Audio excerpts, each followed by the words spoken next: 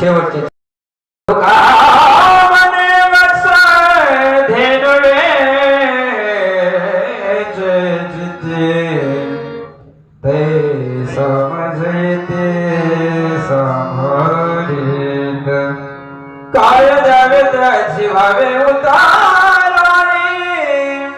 गायचं आणि वासराचं सांगितलं महाराज. एक गाय आणि वासरू होतं आणि एक आईला एक बाळ होता.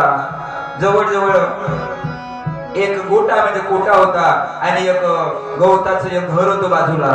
तर काय झालं, शेतामध्ये गाय गेली आणि झोपी घालून बाळाला आई सुद्धा शेतामध्ये काम करण्याकरिता गेली आणि अचानक मध्ये काय झालं, त्या गोट्याला आणि घराला आग लागली आणि आई आल्यानंतर ओरडावारडा करू लागली, माझ्या बाळाला वाचवा, जळून खाक होईल. पण कोणी वाचवू शकलं नाही. परंतु ती गाय काय केली महाराज, त्या अग्नी प्रवेश करून स्वतःचा जीव धोक्यामध्ये घातला आणि आपल्या वासराला बाहेर काढलं. तैसा मदयिते सांभाळीत.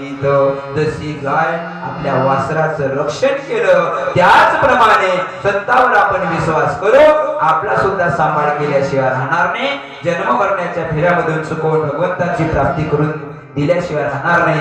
हे अभंगाचं मतितार्थ आहे आणि वेळ भरपूर झाला आणि महाराजांचं जीवन वगैरे व्हायचं आहे. उद्या खरोखर एकादशी आहे आणि झालेली सेवा सद्गुरू चरणी समर्पित करतो आणि याच ठिकाणी कीर्तन व्यक्ती सेवेला विराम देतो. ज्ञानेश्वर